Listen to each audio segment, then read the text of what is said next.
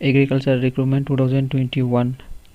Hello लोगोफोर welcome back to माय YouTube channel so दिनैनि गोदान भिडियोआव जों सावरायनो लादों एग्रिकालचारनिफ्राय ओंखारनाय 103 टा वेकेन्सिनि सोमोन्दै सो सोरबाफोर आंनि चेनेलाव गोदानै फैदोंबा लाइक आरो लोगोफोरनो शेयार खालाम आरो सब्सक्राइब खालामनो दाबाव लोगोसे बेल आइकनखौ थुनानै हो बेबायदिनो जबनि आपडेट मोनबाय थानो थाखाय फैदो जों दानिया जबनि डिटेल्सफोरखौ नायलांदिनि सो लोगोफोर जोंना एग्रिकालचार डिपार्टमेन्टनिफ्राय 103 वेकेन्सि ओंखारना फैदों एकाउन्टेन्ट अफिसार प्रोग्राम अफिसार आरो मीडिया एक्सपर्ट वेकेन्सिनि सो लोगोफोर जों बिनि फुल डिटेल्सखौ फै जों गाहायाव नायलांदिनि organisation name directorate of agriculture Assam आरो बियो जोंना वर्किंग इंटरव्यू जागोन सो लोगोफोर जोंना वर्किंग इंटरव्यूआ 8, 15 and 22 नवेम्बर 2021 सो लोगोफोर जोंना बेयाव टोटल पोस्टआ दङ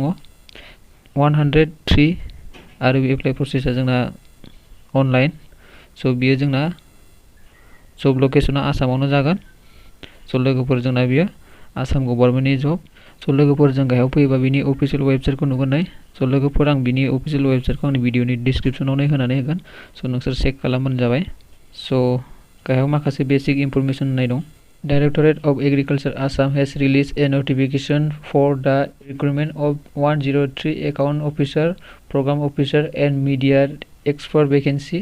Interested and eligible candidate can read the full notification before apply here. So लोगोफोर जोंना full notification को भिडियोनि डिस्क्रिप्शनाव होनानै होगोन सो नोंथांमोना थांनानै full notification को नायबानो जाबाय सो लोगोफोर जोंना गाहायाव दंबावो एग्रिकालचार रिक्रुटमेन्ट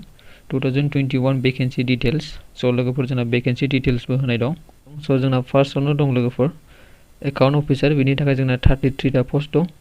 आरो जोंना बिनि सैलारिया जागोन 4,20,000 पर इयार सो लोगोफोर जोंना बिनि सैलारिखौ जों बोसोरावसो मोननो हागोन आरो गाहायाव दंबावो नै लोगोफोर नम्बर 2 आव दं जोंना प्रोग्राम अफिसार बिनि थाखाय टोटल पोस्टआ 35 टा दं आरो बिनि थाखायबो जोंना सैलारिया गाहायाव होनाय दंखायो नै पर इयार 6 लाख आरो गाहायाव नम्बर 3 आव होनाय दं नै जोंना लोगोफोर मीडिया एक्सपर्टनि वेकेन्सि दं बिनि थाखाय जोंना टोटल पोस्टआ 35 आरो बिनि थाखाय जों सैलारिखौ मोननो हागोन 2,88,000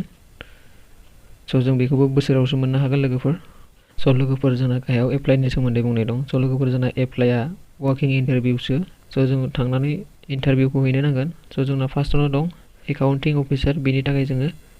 15 नवेम्बर 2021 आव जों इंटरव्यूखौ हैनो नांगोन आरो जोंना नम्बर 2 आव दङ नै प्रोग्राम अफिसार बिनि थाखाय जोंना इंटरव्यूआ 8 आवनो जागोन आरो जोंना गाहायाव मोनसे दंबावो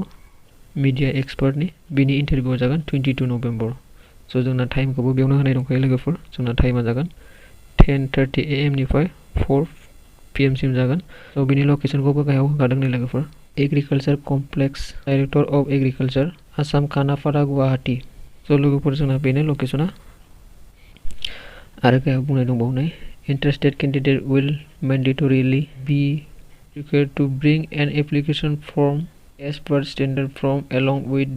all original certificate documents related to qualification experience age identity proof latest salary certificate passport size color photograph etc self attested copy of the same सो लोगोफोर जोंना गासैबो डकुमेन्टसआवनो सेल्फ एटेस्टेड होनो नांगोन आरो गाहायाव बिनि इम्पोर्टेन्ट लिंक होनाय दं लोगोफोर सो बिनि लिंकखौ भिडियोनि डिस्क्रिप्शनाव होनानै होगोन सो नोंसोर थांनानै चेक खालामबानो जाबाय लोगोफोर बेनो जोंना सर्ट नोटिसआ नोंथांमोना नुदों जानांगौ नै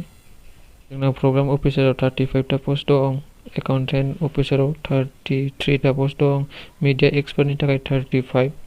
आरो बिनि सैलारिफोरखौ आं सिगाङावनो बुंबोखाबाय सो नोंसोरबो नायफिनबानो जाबाय सो आरो बिनि इंटरव्यू डेटआ नै 8, 15, 22 सो लोगोफोर आं बिनि लिंकखौबो भिडियोनि डिस्क्रिप्शनाव होनानै होगोन सो नोंथांमोना थांनानै डाउनलोड खालामनानै नायबानो जाबाय सो दिनैनि भिडियोआ एसेनोसै आई होप नोंथांमोना भिडियोखौ नायनानै मोजां मोनबाय सो भिडियोखौ नायनानै मोजां मोनदोंबा लाइक शेयार आरो चेनेलखौ सब्सक्राइब खालामनो दाबाव लोगोसे बेल आइकनखौबो थुनानै हो बेबायदिनो गोदान भिडियो आपडेट होयोबा नोंथाङाबो सिगांसिन मोनग्रोयो थैंक यू फॉर वाचिंग